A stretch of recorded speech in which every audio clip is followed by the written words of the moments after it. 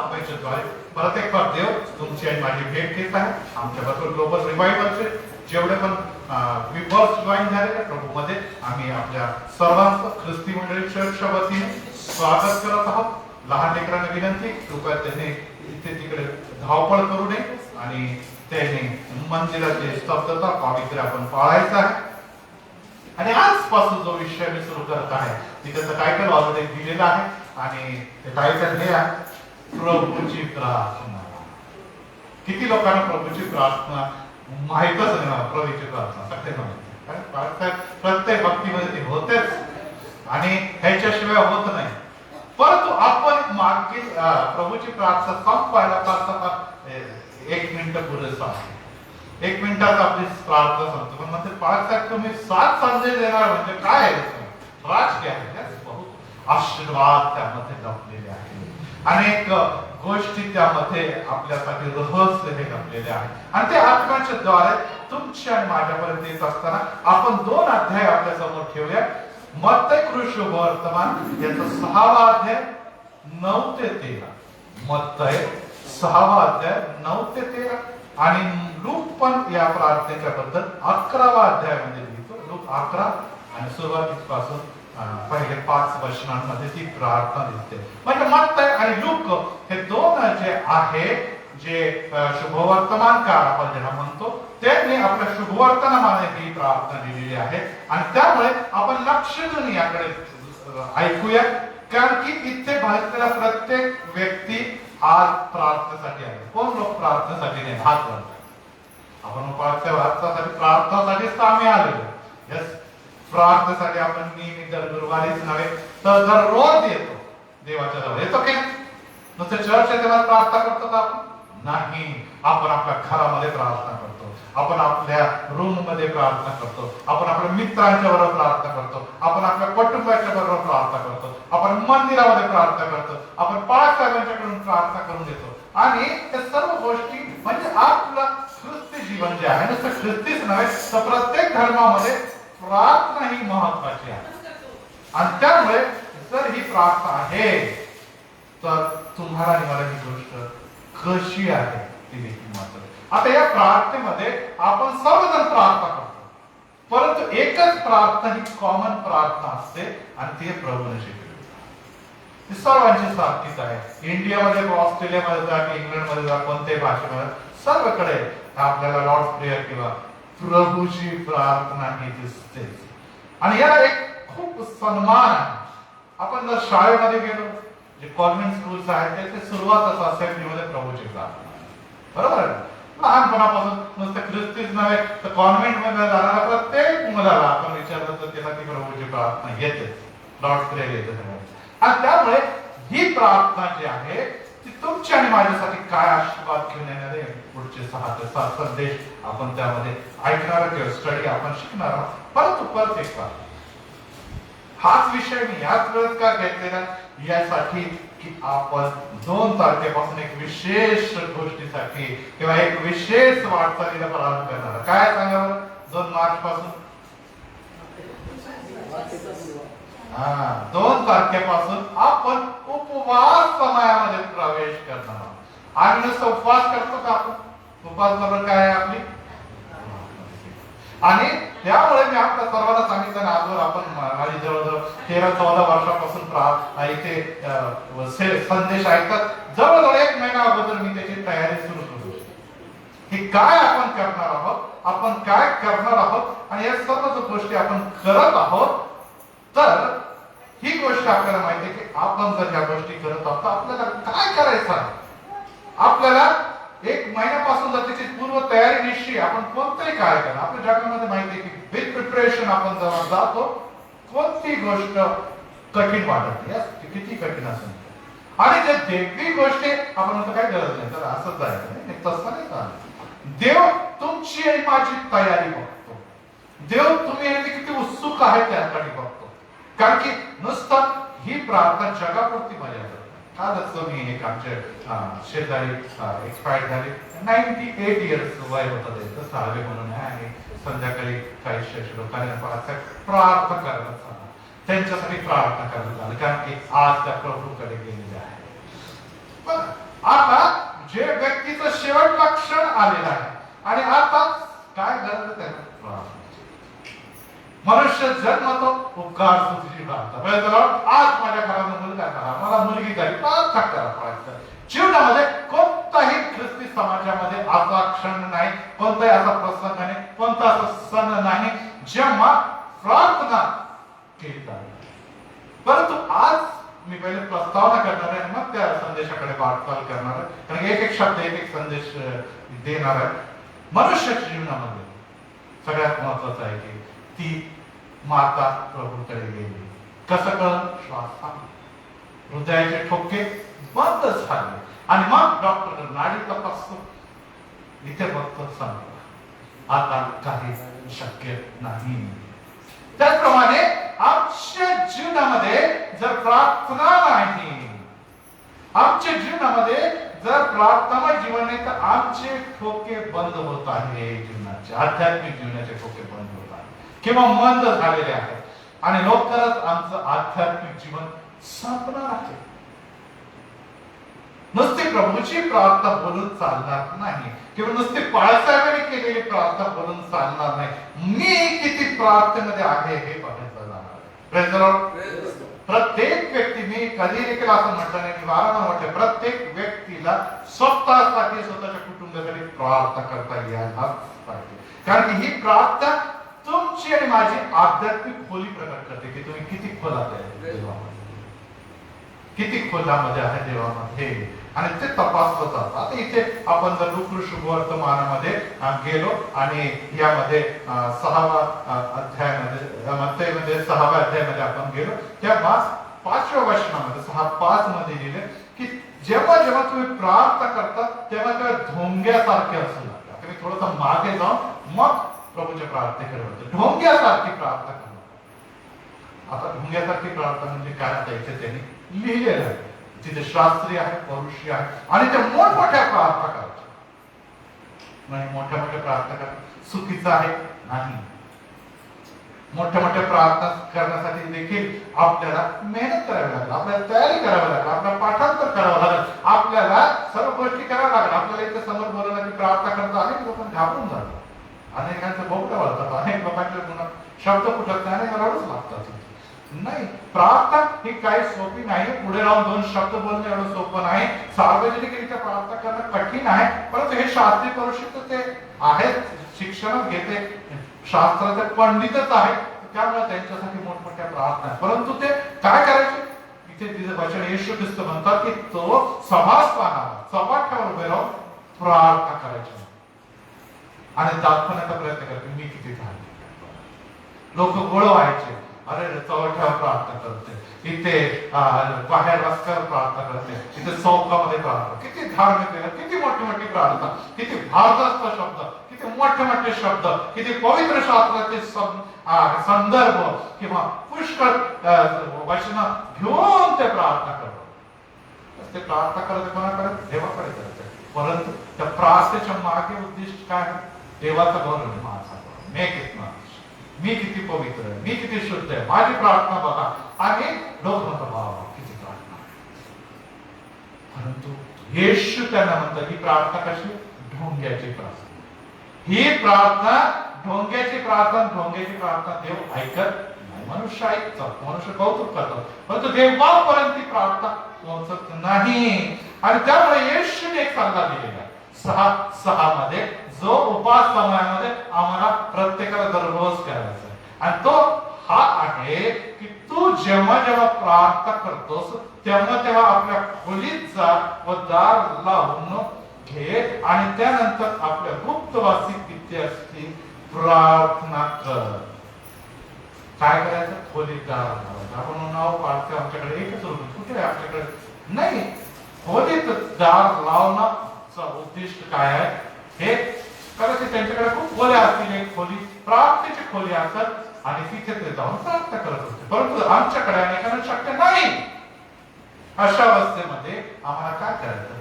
खोलीत जाऊन दार लाव म्हणजे त्याचा अर्थ हा आहे की बाहेरचा जो गोंगाट आहे, गडबड आहे, सगळं काही आवाज आहे, त्यापासून डिस्टर्बन्स पासून एकांतामध्ये जाणार.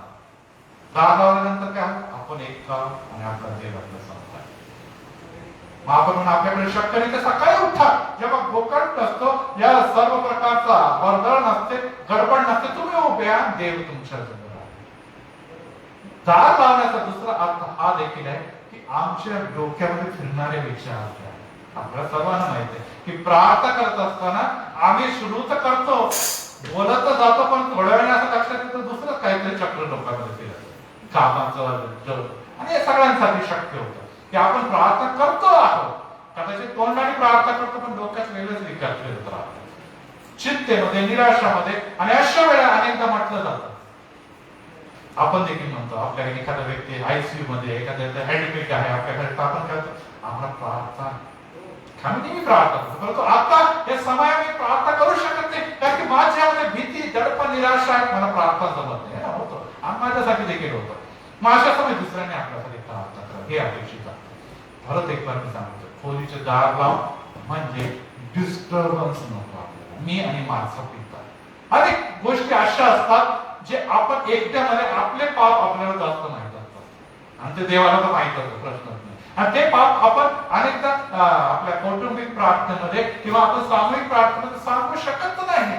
अशा समय आपण आपल्या त्या सगळ्या गोष्टी, गुप्त मागण्या, गुप्त पाप हे देवाला सांगावं आणि ते देव ऐकणार आणि देव त्याचं उत्तर तुम्हाला आणि मला देणार. आमचे पाप व दोष आम्हापासून दूर होणार किंवा ते गुप्त मागण्या जे आहे जे कदाचित आपण लोकांना नाही सांगू शकत, त्याचं देखील उत्तर मिळेल. आणि यामुळे या गोष्टी लक्षात ठेवा की आमच्या जीवनामध्ये गुप्त प्रार्थना, खोलीमधली प्रार्थना, एकांतामधली प्रार्थना देखील तेवढीच महत्वाची आहे. आणि एकांतामध्ये प्रार्थना नियमित आहे, असं नाही की नुसतं 40 दिवसात प्रार्थना करतात बाकी दिवस सगळं प्रार्थना नाही, रोज करणं हे गरजेचं आहे. आणि त्यामुळे याने होतं काय की आम्ही देवाच्या बरोबरच्या सहभागितेमध्ये जातो. आमचे गुप्त विषय आणि वैयक्तिक विषय त्या बंद खोलीमध्ये देवाच्या समोर मोठ्याने वाढतो. अनेकदा आम्हाला असं वाटतं की मी रडून प्रार्थना करा, हे सगळ्यांच्या समोर शक्य होत नाही. मग अशा समय आपण एकांतात जातो, गुडघ्यावर येतो, आपले अश्रू ढाळतो आणि देवापर्यंत आपल्या मागण्या पोहोचवतो. अनेकदा खूप वेळ आपण प्रार्थना करणं आपल्याला शक्य होते, खोलीमध्ये बंद आहे, आपण एकटं बसतो, कोणी आपल्याला बघणार आणि आपण जास्त वेळ देवाशी बोलतो. लोक आपल्याला डिस्टर्ब करते, त्यामुळे आम्ही जास्त वेळ सहभागी होतो, हे देखील होतं. आणि त्याबरोबरच हे महत्वाचं आहे की मग जेव्हा जे गुप्त प्रार्थना करतात, एकट्यामध्ये प्रार्थना करतात, मग त्यांना म्हटलं तर आज सिस्टर प्रार्थना करते, मग ते खरंच करू शकतात का? आणि त्यांना प्रॅक्टिस प्रार्थना करतात, त्यांना मग ते घाबरत नाही पुढे प्रार्थना, त्यांना धैर्य वाटते, त्यांना तरी जास्त, आणि ते मग पुढे पण येऊन प्रार्थना करतात. पण जे गुप्त प्रार्थना करतात ते म्हणतात नाही पाहायचं काय, आम्ही काय ढोंगी नाही, आम्ही मनातल्या मनात प्रार्थना करतो. मनातल्या मनात म्हणजे कसं, मनातल्या मनात नाही, आपल्याला आपण मुखातून देखील प्रार्थना करता येईल. मनातल्या प्रार्थना ठीक आहे, चांगली गोष्ट आहे, एक प्रार्थना प्रकार असू शकतो, परंतु असं आपल्याला वाटतं की मी खूप टेन्शन मध्ये, खूप निराश आहे, खूप जोराने प्रार्थना करण्याची सवय, एकट्या खोलीमध्ये बंद आहे, कोणी ऐकत नाही, जोराने प्रार्थना करा. कधी कधी लोक जसे येशू ख्रिस्त देखील खूप गर्दीमध्ये कायम असतात, मग एकांत मिळत होता का येशू ख्रिस्ताला? मग काय करायचं येशू ख्रिस्त? आता कुठे त्याच्याकडे घरच, डोकं त्याला जागा नाही, येशूला घरच नाही विचारायला, कुठे खोली लावून दार लावून प्रार्थना करणं. मग काय करायचं? एकांतात जाऊन, जंगलामध्ये जाऊन, डोंगरावर जाऊन काय करतात? रात्रभर प्रार्थना करतात. येशूची अवस्था तर आपल्यापेक्षा गरीबीची होती, परंतु येशू ख्रिस्त तरी देखील एकांत काढत असतो.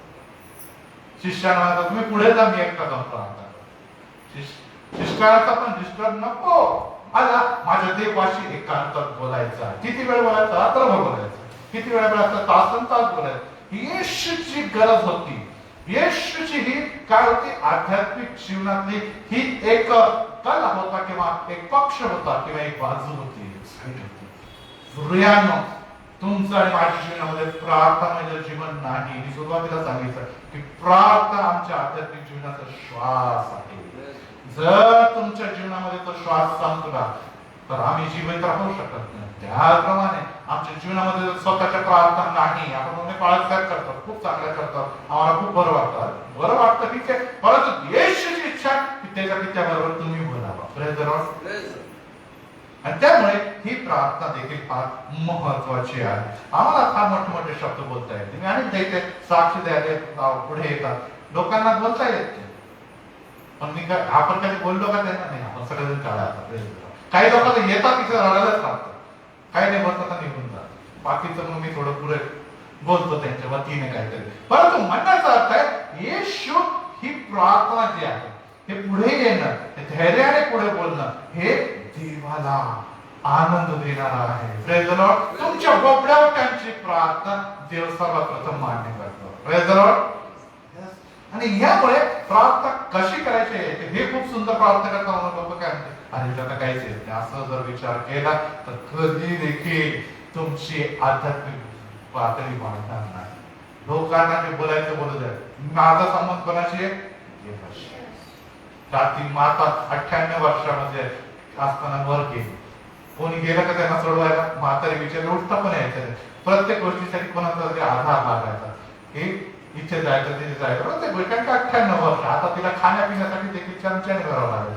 मेल्यानंतर आता काय झालं? ती आम्हाला प्रत्येकाला एकटंच जायचं आहे. तिथे तुम्हाला आणि मला कोणी घेऊन जाणारा, कोणी बाळासाहेब घेऊन जाते, दारापर्यंत सोडून येते, चला येशूच्याकडे. तुम्ही परत तिला असं आहे का? नाही. ज्याला त्याला तिथपर्यंत जायचं, तिथपर्यंत जाण्यासाठी तुम्हाला ताकद प्रार्थना देते. ही तुमची ताकद आहे रस्त्याने चालण्यासाठी, येशूच्या मंदिरामध्ये प्रवेश करण्यासाठी, मृत्यूच्या नंतर येशूच्या चरणी बसण्यासाठी. आणि काही नाही केलं तर आहेच आपण नीचे जाणे वाले, ऊपर जाणे वाले. नीचे डायरेक्ट खड्ड्याच्या खाली एक आणखी मोठा खड्डा आहे जिथे अग्नी आहे आणि जिथे ज्वाला आहे, जिथे गंधक आहे, तिथे त्या खाण्याच्या खड्ड्यात तुम्हाला जायचं आहे. वर नाही खाली आहे. आणि ही गोष्ट देखील लक्षात ठेवा, कारण की ही गोष्ट सत्य आहे. ही गोष्ट सत्य आहे. त्यामुळे प्रत्येक व्यक्तीला प्रार्थना करणं गरजेचं आहे. आणि यामुळे 2 महिने आता 2 मार्च पर्यंत आपल्याला जर प्रॅक्टिस केली तर तुम्ही नुसतं प्रार्थनाच नाही तर तुम्ही संदेश पण द्यायला लागणार. Praise the Lord. Praise the Lord. काय नाही तर संदेश द्यायला आवडतो प्रत्येकाला. आणि मी नेहमी म्हणतो 10 मिनिट बोला, 5 मिनिट बोला, 15 मिनिट बोला, पण बोला येशूसाठी बोला. कारण येशूसाठी बोलणंच तुम्हाला मला ताकद देतं आणि तुम्हाला मला स्फूर्ती देतं आणि आशीर्वाद स्वर्गातून घेऊन येतं. दुसरी गोष्ट ही आहे की या गोष्टीच्यामुळे 21 पत्र 3 अध्याय आणि 20व्या वचनामध्ये पौल याने प्रकारामध्ये 23:20 की आपल्या मागण्या व कल्पना याच्या पलीकडे देण्यास देव हा समर्थ आहे. आपल्या मागण्या व कल्पनेच्या पलीकडे आपल्याला काय मागायचं हे आपल्याला कळतं. अनेक जण म्हणतात की काय मागावं तेव्हा मला कळत नाही, पण चुकून मी काही जास्त मागितलं असेल तर मला अनेक जण बोलतात प्रार्थना की जास्त चुकून काही मागितलं असेल तर क्षमा कर, आणि जे मागितलं असेल ते देखील तुम्हाला देईल. आमच्या देवाला माहिती आहे की आज गुरुवार आहे. आज काय तारीख आहे? 10 तारखेला तुम्हाला आणि मला कोणत्या गोष्टीची जास्त गरज आहे देव आज ऑलरेडी देत आहे. किती लोकांना विश्वास? आम्हाला आमच्या देवाला माहिती आहे काय पाहिजे. आणि त्यामुळे मग प्रार्थना करत असताना काय आमच्या प्रार्थनेमध्ये असणं हे गरजेचं आहे. तर त्याच्या प्रार्थनेमध्ये गळगळ असणे, आमच्या प्रार्थनेमध्ये तळमळ असणे, आमच्या प्रार्थनेमध्ये विश्वास असणं महत्वाचं आहे. येशू देखील त्या स्त्रीला म्हणतो, जा बाई, तुझ्या विश्वासाने सुद्धा फरक केलेला आहे.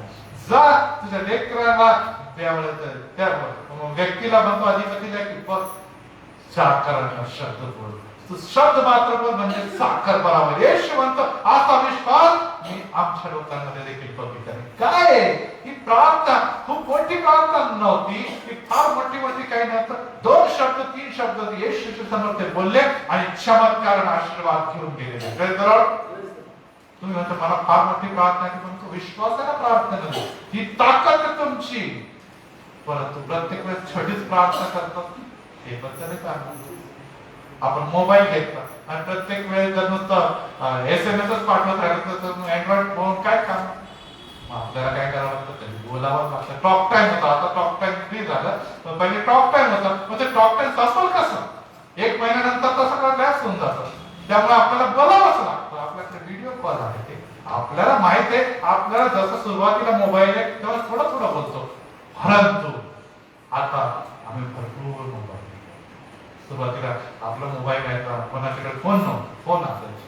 कोणाचा फोन आला तर लोक इतके घाबरायचे, पाहिजे कोण घे का काय आता, कोण सिरियस आहे की काय, कोणी आहे ना शेजारा बाजारे बोलत तुमचा फोन आला पुस्तक काय काय रडतच जायचं कोण घ्या काय कोणीतरी त्यांच्याकडे कोणाच्याकडे आनंदाची बात नाही, रडतच जायचं. ते तार आली म्हणजे घाबरायचं, 2 शब्द 3 शब्द. पण तो आता नाही, लोक जनादन फोन करतात, फोन कट पण करतात, बोलतात.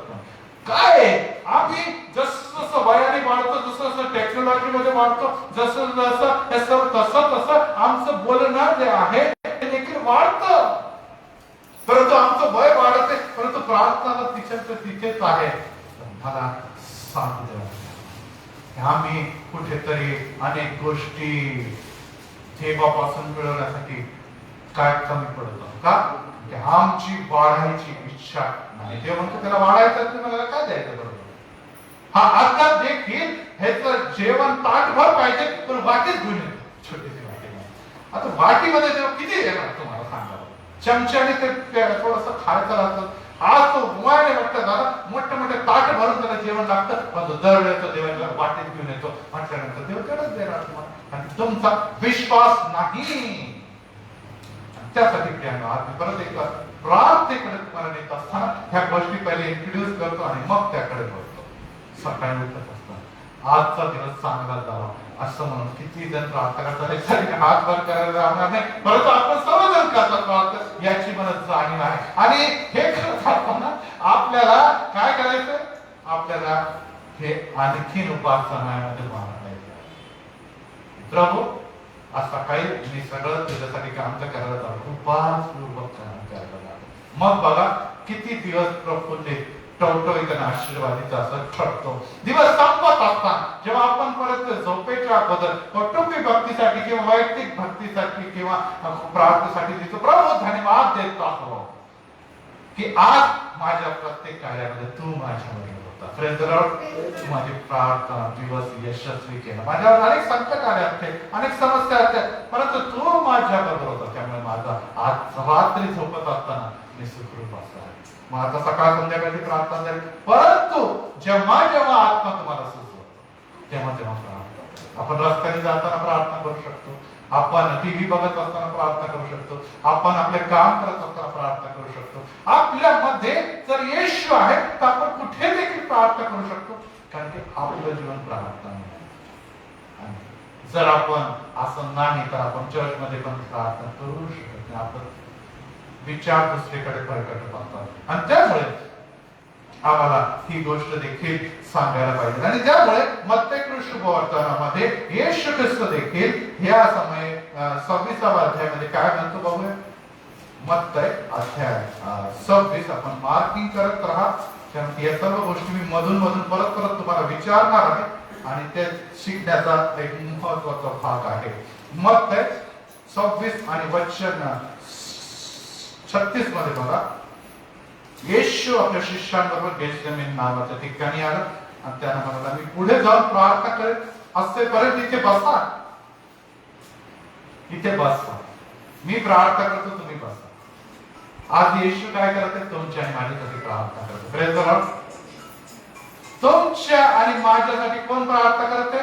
येशू प्रार्थना करते. कुठे करते? पित्याच्या जवळ. आणि तो किती तास प्रार्थना करतो? किती तास प्रार्थना करतो? 24 तास. Non stop. आज 2000 वर्षाचा पासून तो प्रार्थना करत आहे. गेटसेमनी बागेपासून स्टॉप नाही. कारण की आज आपण दिवसभर प्रार्थना करतो. मग इंडियासाठी प्रार्थना झाली, मग थोडस गेल्यानंतर युरोपसाठी, अमेरिकेसाठी, ऑस्ट्रेलियासाठी झालं ना 24 तास. सगळं राष्ट्रासाठी सगळीकडे दिवस असतो. पृथ्वीवर सगळ्यांसाठी प्रार्थना तो करत आहे.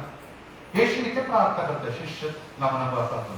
आणि पुढे काय घेतलं आणि मग पुढे वचन बघा 39 मध्ये तो म्हणतो की झाला हा प्याला मजपासून टळावा, परंतु माझ्या इच्छेप्रमाणे नको तुझ्या इच्छेप्रमाणे हो. आणि 40 मध्ये तो म्हणतो, मग तो शिष्याकडे आला तर ते झोपी गेलेले असते पाहून पेत्राला म्हणाला, काय पेत्रा तो झोपी गेला. येशूने म्हटलं बसा म्हणजे झोपूनच जायचं असतं त्यांना वाटलं. मनुष्याला बसा, मी तुमच्यासाठी प्रार्थना करतो, त्याची इच्छा होती की त्याने बघावं की काय करतोय येशू. आणि येशूला बघून त्यांना देखील प्रेरणा व्हावी इच्छा होती. येशू म्हणतो दरवेळेस त्यांनी सांगायचं की प्रार्थना करा, प्रार्थना करा, प्रार्थना करा. आणि तुम्ही काय करतो बघा ना. आता तुम्हाला वाटतं ना येशू तुमच्यासाठी प्रार्थना, किती लोकांना वाटतं येशू माझ्यासाठी प्रार्थना करतो. आपल्या सर्वांना पवित्र शास्त्र माहिती आहे येशू माझ्यासाठी, मग आपण बसा म्हणजे काय, काहीच नाही करायचं. येशू माझ्यासाठी प्रार्थना करतो हे मला माहित आहे, पण मी देखील प्रार्थना करायला पाहिजे. यासाठी येशू ती प्रार्थना पुढे फॉरवर्ड करतो. येशू काय करतो, ती प्रार्थना पूर्व फॉरवर्ड करतो विद्याकडे. पण आपण इथूनच प्रार्थना पाठवत नाही तर बरोबरच काय करणार, कठीण होऊन बसतो. तर येशू तुमच्यासाठी प्रार्थना करतो. इथे येशू प्रार्थना करत होता मंडळीसाठी, स्वतःसाठी आणि शिष्यांसाठी. आणि त्या समय तो येतो आणि लोक झोपी गेलेले असं बघतो शिष्य पेत्राला. आता बघा सगळ्यांना बोलता येतो. तिघ जण पुढे होते आपल्याला माहिती आहे. 3 शिष्यांना पुढे घेऊन गेला होता, बाकीचे आणखी पुढे झोपलेले होते. आणि तिथे पेत्र, याकोब, योहान जो आहे ते पुढे होते. आणि त्यापैकी पेत्र म्हणतो तू का तुमच्या आणि घटका भरपूर माझ्या बरोबर चालवत नाही. आपण कधीतरी बघतो काही लोक ऍडमिट राहतात, बरोबर. ऍडमिट राहिल्यानंतर आपल्याला डॉक्टर म्हणतात 36 तास ते मेडिकल वाले आहे, 36 तासात काय पण होऊ शकतं, बरोबर. आणि मग त्याच्या सगळ्या विचार एकदम त्या दाराकडे राहतात की कधीतरी डॉक्टर नाही सगळं नॉर्मल आहे, स्टेबल आहे, त्या दाराकडे राहतो. अशा समोर एखादा झोपलेला घोरलाच आहे, आपला प्रियजन आपल्या शेजारी झोपलेला घोरतोय जवळ, आपल्याला तिथे राहिलं काय इथे माणूस जीवनात मारण्याची जळतोय, हवा घोरतोय, आला तरी काय घरात जाऊन बस ना, तुला एवढी काळजी आला हॉस्पिटल पर्यंत आला आणि इथे तो माझा प्रियजन तिथे किती करेन, माझ्या डोळ्यात वाटून थांबत नाही, मला झोप लागत नाही, आता काय होईल हा बाबा म्हणजे मस्त घोरतो. येशूला किती लागला, अरे मी आता आयसीयू मध्ये जाण्याची वेळ आलेली आहे, माझी पीडा ती त्या प्याला मला दिसत आहे, मरणाचा प्याला तर माझ्या समोर दिसत आहे आणि हे आपले मस्त झोपा काढत आहे, कारण की त्यांना माहित नाही आता येण्या दिवसामध्ये त्यांच्यावर काय वेळ आहे. शिष्यांवर देखील ही वेळ येणार आहे कदाचित त्यांना माहित नाही. मी येशूच्या जीवन प्रार्थनेमुळे, येशूच्या कृपेमुळे आज सुखी आहोत. पण सुखी आहोत अर्थ आम्ही झोपा काढावा असं नाही. आणि त्यामुळे येशू काय म्हणतो पुढे, परीक्षेत पडू नये म्हणून जागृत राहा आणि काय करा, म्हणा सगळे जागृत राहा. म्हणजे याचा अर्थ आपण झोपायचं नाही असं निश्चितच नाही, परंतु आपण ठरवलेले की मी सकाळी उठून प्रार्थना करीन म्हणजे मग जागृत होऊन उठून प्रार्थना करायचं. तुम्ही ठरवलेला, येशू म्हणतो तू ठरवलं प्रार्थना कर. दुपारी तर ठरवलंय की माझे सगळे स्वयंपाक झालेले आहे, माझ्या घरातले सगळे काम आटोपलेले, आता मला फ्री वेळ आहे, मी टीव्ही सिरियल वगैरे जरा बंद करते आणि मी प्रार्थना करतो. उठा आणि प्रार्थना करा, झोपून रात्री ठरवलेलं आहे की मी झोपण्या अगोदर प्रार्थना करेन आणि मग झोपायची वेळेच्या अगोदर प्रार्थना व्हायलाच पाहिजे, कारण की आता तो समय आलेला आहे, तुम्हाला आणि मला जागं व्हायचं आहे, कारण की वर आता दाराशी उभा आहे. Praise the Lord. ज्या वधू झोपी गेलेल्या त्या काय करणार, शहाणा की मूर्ख, शहाणा करणारे की मूर्ख, ते मागे करा. रियानो येशू दाराशी उभा आहे आणि तुम्हाला मला जागृत होण्यासाठी कष्ट नुसतं जागून चालणार नाही, तर आपल्याला काय करावं लागतं, प्रार्थना करायची. अनेकदा कोणी व्यक्ती एक्सपायर झाला, आता आमच्यामध्ये ते दोन्ही भजन मंडळीचे एवढे सिनियर व्यक्ती भेटले, ज्येष्ठ व्यक्ती भेटले, मग काय करतात रात्रीच्या वेळेस आता ठेवलेली भजनाला भजनाला. आता मी प्रश्न विचारतो का भजनाला, का सांगा बरं. एखादा एक्सपायर्ड झाला आणि मग सगळे आपल्याला माहिती आहे 90% लोकांच्याकडे आजकाल जरा कमी झालं, परंतु म्हणतात भजन ठेवायचे, भजन झालं. मग काय होतं भजनामध्ये प्रभूची स्तुती होते आणि त्यामुळे मग ते लोक झोपत नाही बिचारे ते. आणि काय होतं, एक पवित्र वातावरण, निवारणाचं वातावरण, एक प्रार्थनामय स्तुतीमय सुंदर वातावरण, मृत्यूचा शोक ते विसरतात आणि एक गीतमय प्रार्थनामय वातावरणामध्ये ते सांगतात. लक्षात ठेवा, ते गीते, ते प्रार्थना तुम्हाला त्या दुःखाच्या समय देखील ताकद देतं. आज तुमच्या जीवनामध्ये दुःख, क्लेश, संकट आहे, तुमचं जागृत राहणं गरजेचं आहे. त्यासाठी गीते का, प्रार्थना आणि बघा तुम्हाला किती बळ आणि ताकद मिळतं. परंतु तुम्ही नुसते रडत बसणार तर मग तुम्ही खचणार. आणि यामुळे येशू म्हणतो आत्मा उत्सुक आहे खरा, परंतु देहाला झोपणं आवडतं, परंतु आत्म्याला प्रार्थना आवडते. देहाला काय आवडतं? झोप आवडते. मला खुश झोप झाली की सगळी चिंता काळजी मिळते, आणि झोप उघडल्यानंतर मग काय होतं? मारत टेन्शन. त्यामुळे आम्हाला हे महत्वाचं आहे की आत्मा आम्हाला काय म्हणतो? तू प्रार्थना मध्ये फक्त झोप पण चांगली आणि तुझा दिवस पण चांगला जाईल. Praise the Lord. आणि त्यामुळे ही गोष्ट देखील महत्वाची आहे. आणि यामुळे प्रियांनो, आता मी एक महत्वाच्या उदाहरणाकडे येते, तुम्हाला सर्वांना सांगत आहे की प्रार्थना करत असताना आम्ही जेव्हा प्रार्थना करतो किंवा आता या प्रार्थनेकडे आपण वळणार आहोत, ज्याला आपण प्रभूची प्रार्थना म्हणतो, आणि ह्याकडे जात असताना पित्याला काय पाहिजे ती प्रार्थना जेव्हा आपण करतो ना, तेव्हा पिता प्रार्थना मानतात. ती 2 शब्दाची असतात, 2 मिनिटाची असतात, किंवा ती 2 तासाची देखील.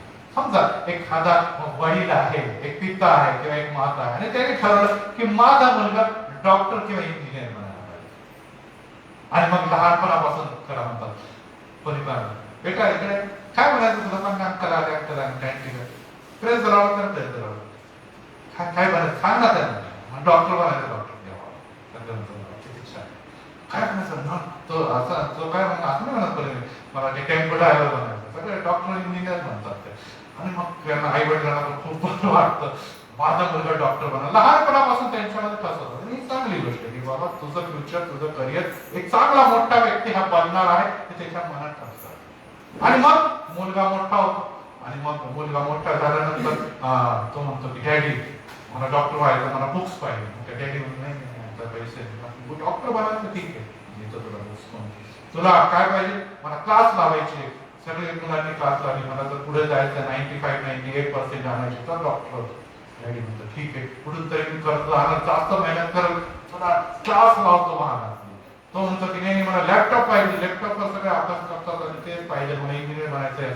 डॅडी म्हणतो ठीक आहे मी घेतो, हप्त्याने घेईल, पण तुला लॅपटॉप देखील देतो. आणि यामुळे वडील देतो का लगेच देतो, असं नाही की त्याला आता पुढच्या वर्षी देईल, नाही, त्याला माहिती आहे जर ना हाताने दिलं तर त्याचा बिचाराचा करिअरच होऊन जाईल, त्याचे स्वप्न ते धुळेच मिळतील. लॅपटॉप म्हणा, पुस्तक म्हणा, क्लास म्हणा, जे मागलं तो ते त्याला देतो. पण तोच मुलगा जो डॉक्टर इंजिनियर करायला तो म्हणतो डॅडी मला जायचं मॉल मध्ये फिरायला. आता मागच्या महिन्यात मॉल मध्ये जाणार, दर आठवड्याला मॉलला जाते, असं इंजिनियर डॉक्टरचं काय? डॅडी जायला तयार नाही. त्यामुळे तो म्हणला नाही डॅडी आज मला ते रेसिंग कार पाहिजे, सगळं खर्च ते 1.5 लाख रुपयाची कार.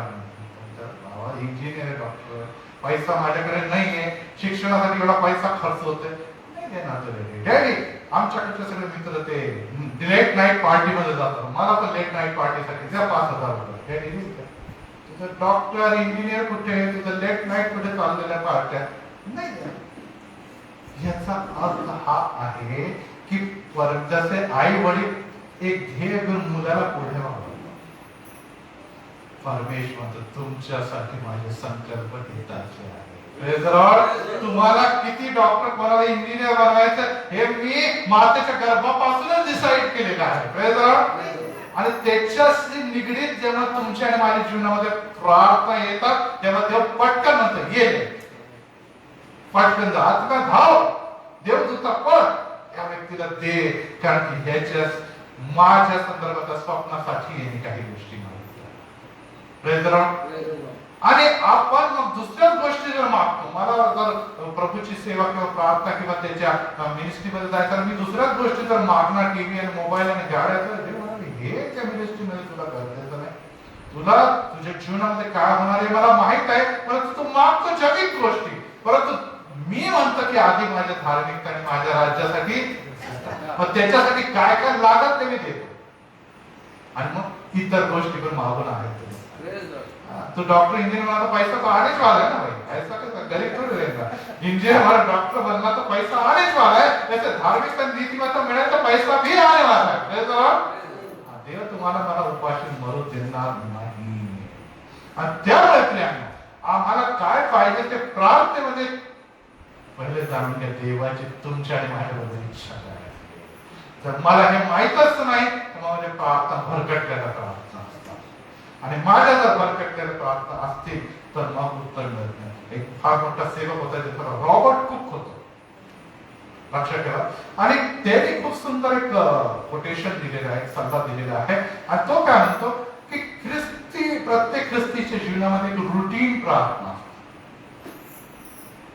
ती 10व्या वर्षी पण तशीच आहे, ती 15 वर्षी पण तोच करतो, 20व्या वर्षात तरी झाला तर 30, 40 वर्षात झाला तर तीच प्रार्थना ती असते. जर आपण त्या प्रार्थनेचा त्याग केला तर आम्ही प्रभावी फ्रुटफुल प्रार्थना करणार बनू शकतो. आपण काय माझी मम्मी गेलेलं सुखरूप ठेव, माझ्या घराच्या चौबाजूला संरक्षणाच्या कवच उभं कर, माझ्या काकूला सुखरूप ठेव, माझ्या मावशीच्या समस्या दूर कर, माझ्या बहिणीचं लग्नाचा विवाह होऊ दे, माझ्या मुलांना नोकरी लागू दे. हे वर्ष तीच प्रार्थना कर. 10व्या वर्ष 5 वर्षामध्ये आपण तीच प्रार्थना, रोज तीच प्रार्थना, रोज तीच प्रार्थना, त्याच्यामध्ये काही चेंज नाही. ही काय झाली? रुटीन प्रार्थना. आणि ही रुटीन प्रार्थनेचा अर्थ हा आहे की देवा तुला कळत नाही, इतकं मी मागतोय तू देतच नाही.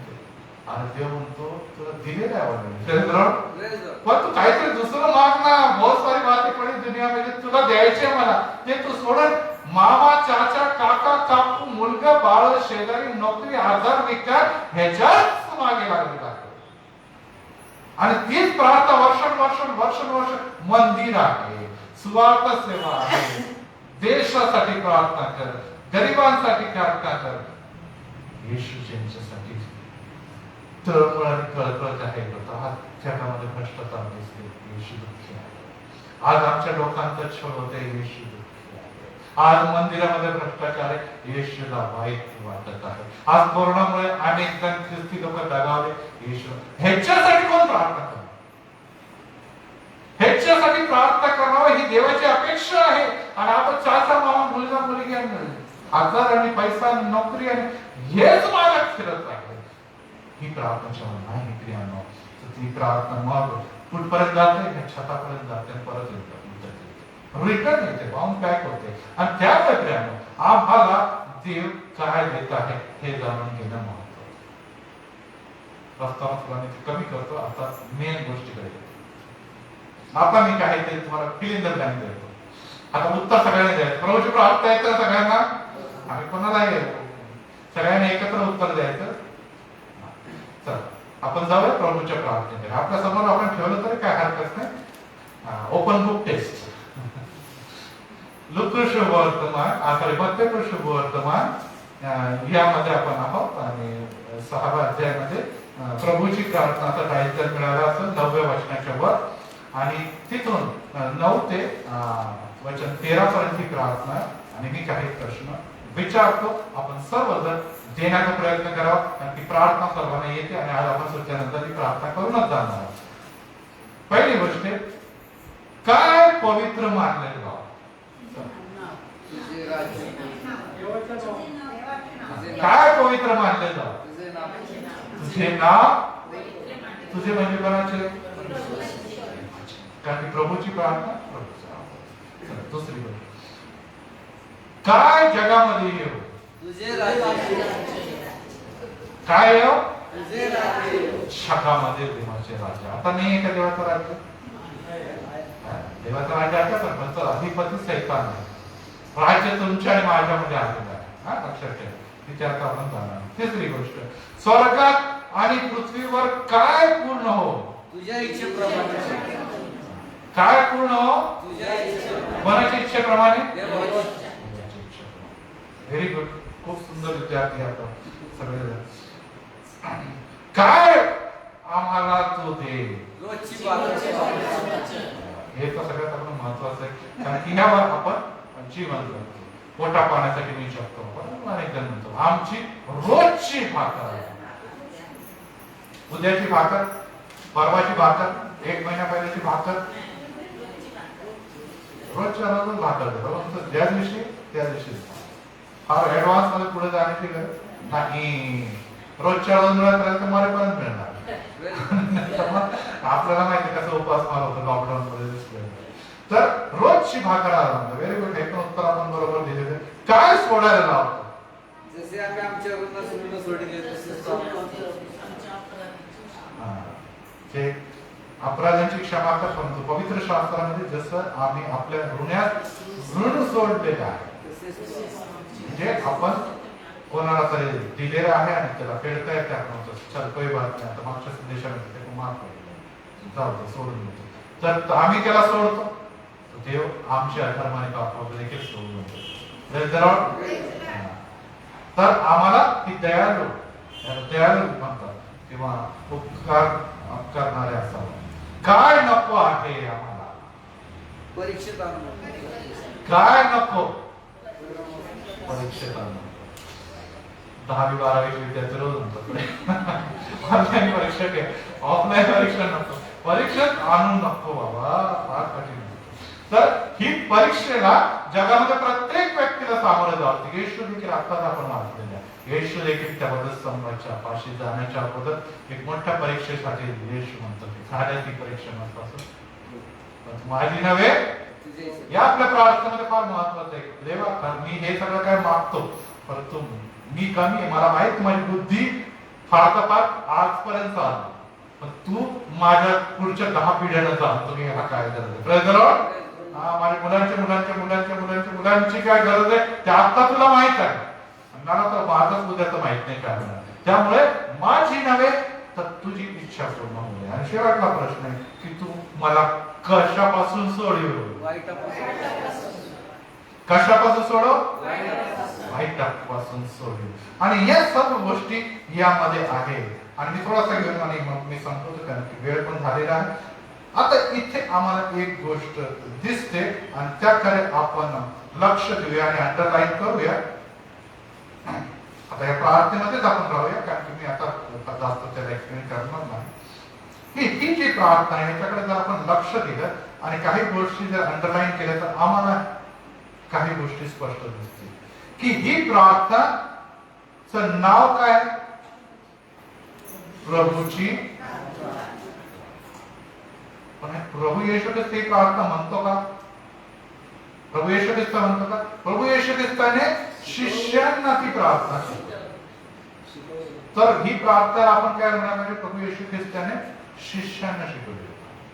आता मी प्रश्न विचारतो, नुसती हीच प्रार्थना करायची का? प्रभूने शिकवली, त्याच्याशिवाय दुसरं काहीच बोलणार नाही. बायबल येशूने सांगितलं तेवढंच करणार, दुसरं काही सांगू नका, असं आपण म्हणतो का? अनेक जण म्हणतो.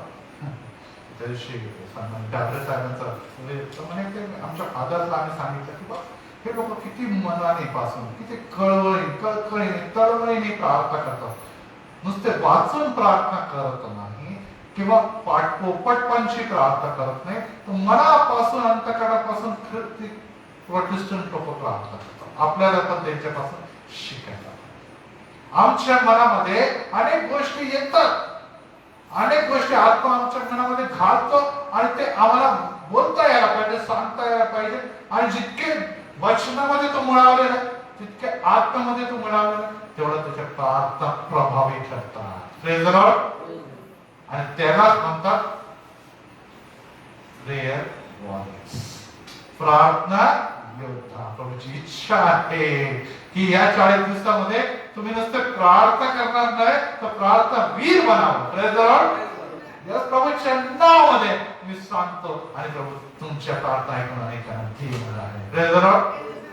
तुम्ही फार धार्मिक आहात त्यामुळे नाही, तुम्ही फार गरीब आहात त्यामुळे देखील नाही, तुम्ही फार म्हातारे त्यामुळे नाही, तुम्ही फार तरुण आहेत त्यामुळे देखील नाही. देव कोणाला देखील देतो, परंतु मेहनत करावी लागते त्याच्यासाठी आणि देवाची कृपा लागते, कारण की कृपादान आहे. तिसरी गोष्ट, ह्यामध्ये महत्वाची गोष्ट आहे, आता आपण बघू की ही प्रार्थना करत असतात. कोण करत आहे? मी करत आहे, आपण करतो. परंतु ह्या सगळ्या गोष्टीमध्ये सर्व बहुवचन आहे. म्हणजे कसं आहे? एकटीच प्रार्थना आहे. आता आपण अंडरलाईन करा म्हणजे तुम्हाला लक्षात येईल, म्हणून म्हटलं सगळ्यांनी हायलाइट करा. आपण प्रार्थनेकडे जाऊ. हे आमच्या पुढे नका, आमच्या म्हणजे पण माझ्या आमच्या म्हणजे इथे बसले बघा काय आला शब्द आमच्या, आवर फादर है ना. आवर म्हणजे माय फादर ने म्हटलं आवर फादर मेरे पिता. दुसरी गोष्ट बघा, तुझे नाव पवित्र मानले, तुझे राज्य, पुढे बघा आमची, काय माझी वरची भाकर म्हटली का, आमची म्हणजे कुटुंब असत, मंडळी असत, सार्वत्रिक जगाची सगळ्यांना दे बाबलो, नुसतं मला नाही पाहिजे. पुढे बघा आज आम्हास दे. भाकर भरपूर दिली पण मी सगळ्या खाऊन घेतल्या किंवा सगळे जपून ठेवल्या. काही काही लोकांना मिळतात पॅकेट, सगळे जपून ठेवतात, म्हणजे थोडं 2-3 पॅकेट घेऊन टाकतात. बाकी माझ्या घराला मला ताट ठेवून द्यावे, मला नव्हे माझ्या. बघा आमची म्हणजे सगळ्यांना, जसे आम्ही, मी काय एकटा, जसे आम्ही आपल्या ऋणाचं ऋण सोडले. परत एका प्रभूची आपल्या, एकट्यासाठी नाही येतील, आम्ही अनेकाने, कुटुंबाने, मंदिराने, देशाने, सेवकाने, मंडळीने, ख्रिस्ती समाजाने हे सर्व काही केलेलं आहे. तशी तू आमची ऋणे मला सोडणे. जेव्हा आम्ही बहुत जण एकत्र काम करतो तर त्यांना बहुतांना पाप क्षमाने आशीर्वाद देते बहुतांना. बघा सगळीकडे मी नाहीये, आम्ही शब्द आलेला आहे. पुढे आम्हास, मला परीक्षेत आणू नये, आम्हास परीक्षेत आणू नये. तर आम्हास, परत एक बार आम्हास वाईटापासून सोडले. बघा किती सगळीकडे आपल्याला मी शब्द कुठे आलाय का. सुरुवातीला आपण आदा म्हणावा मी आहे. प्रार्थना करणारा खूप लोक झालं, मी प्रार्थना केली 5 सायात बघा नसेल म्हटले लोक दरावत नसते खाली. लोक म्हणत काय काय पॉवरफुल माणूस आहे, मी प्रार्थना करतो 5 सायात काय म्हणा राहतो. इथे बायबल मध्ये प्रभू येशू ख्रिस्ताने प्रार्थना शिकवत असताना कुठे देखील मी म्हटलं नाही, सर्व जागेला आम्ही. ह्याचा अर्थ काय, ही प्रार्थना जी आहे ती करत असताना ती माझ्या पुरती मर्यादित राहता कामा. मग आमच्या प्रार्थना करत मला रात्री चांगली होते, मला माझ्या मुलांना मिळाले, मला चांगला पगार मिळतो, मला आज माझ्या घरात, मी आपल्या सगळ्या प्रार्थना मी असतं. पण येशू ख्रिस्ताने ही प्रार्थना जेव्हा शिकवत असताना कुठे देखील मी आनंद घातला. आता इंग्लिश मध्ये देखील आपण पुष्कळ गोष्टी बघू शकतो. त्याच्यानंतर वी, अस, हे सगळ्या गोष्टी आलेल्या आहेत, एवढा वेळ नाही. परंतु सांगण्याचा अर्थ ही आहे की ही प्रार्थना देत असताना देवाने स्पष्ट केलेले, त्याचं नाव येशू आहे, ते लोकांना त्यांनी प्रार्थना शिकवली. त्या सर्व गोष्टींमध्ये त्यांनी ही प्रार्थना जी आहे ती कशी प्रार्थना केलेली आहे, ही सार्वत्रिक प्रार्थना केलेली आहे. आणि त्यामुळे आपण जेव्हा बघतोय, उदाहरण मी सांगतो, जेव्हा आपण आपल्या घरामध्ये जातो आणि आई स्वयंपाक करून गेली, सगळ्या चला स्वयंपाक तयार वेळेस जेवायला, आणि मग आपण सगळ्यात पहिले कुठे टाळून गेलो, नाही मलाच ते सगळं, असं होईल का. आई म्हणाले सगळ्यात त्याने स्वयंपाक केला, बाळा तुला एकट्याला कसं सगळं काय देऊन टाकतो. कधी कधी काय होतं की काहीतरी चांगलं बनवलं, बिर्याणी, मग त्याला पावसाळ्यात मटण होतं, खूप बिर्याणी थोडीशीच केली द्या, जाऊ दे मग मला खूप बिर्याणी आवडते, मला ते सगळं जाऊ दे बाकी केलं, थोडं थोडं थोडं थोडं थोडं सगळ्यांना मी देणार, कारण की हा स्वयंपाक घर सगळ्यांसाठी आहे. Praise the Lord. मी माझी प्रार्थना कधी देखील स्वार्थी असता कामा, मी जर सुखी राहिलो आणि बाकीच्या घरात दुःखी येतं, आपण त्या घरामध्ये कधी देखील सुखी राहू शकत. मला कदाचित मला मिळालं तरी चालत, पण माझ्या भावांना, माझ्या बहिणीला, माझ्या कुटुंबियाला सगळ्यांना उत्तम गोष्टी मिळाल्या पाहिजे. ही निस्वार्थ भावना तेव्हा तुमच्या आणि माझ्या जीवनामध्ये येते, तेव्हा ही प्रभूने शिकवलेली प्रार्थना तुमच्यासाठी आमेन म्हटल्यानंतर कार्यशील होते. Praise the Lord.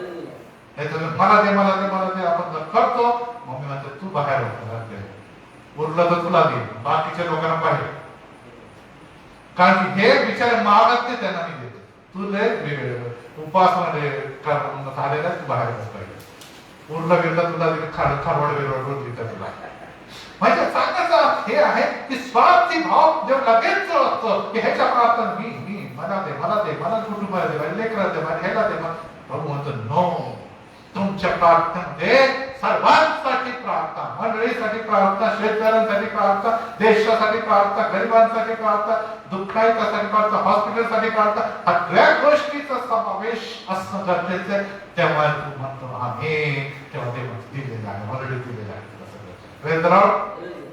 आणि मी आपण जेव्हा खातो तेव्हा आपण किती तास आमीन करत राहतो आणि लोकांना खूप बोलतो आमीन करतो उत्तर मिळत नाही आणि त्यामुळे आपण सार्वत्रिक मंडळीचा भाग आहोत आपण मंडळीचा भाग आहोत आपण चर्च काउन्सिलचा भाग आहोत आणि त्यामुळे येशू या पहिल्या बहुवचनाकडून आम्हाला सांगत आहे की हे वचन तुमची प्रार्थना मर्यादित असता कामा नये अमर्यादित असायला पाहिजे सर्वांसाठी प्रार्थना की देवाने येशू ख्रिस्त आपल्या एकुलता एक पुत्र नुसतं माझ्यासाठी किंवा ख्रिस्ती लोकांसाठी दिला का सखी जगासाठी तो धार्मिक लोकांसाठी पण आहे आणि तो पापी लोकांसाठी देखील आहे तो यहुद्यांसाठी देखील आहे आणि तो जेंटाईल म्हणजे जे यहुदीतर लोक त्यांच्यासाठी देखील आहे प्रेज द लॉर्ड ती सर्वांसाठी आपला पुत्र देतो मग मी देखील त्या सर्वांपैकी एक आहे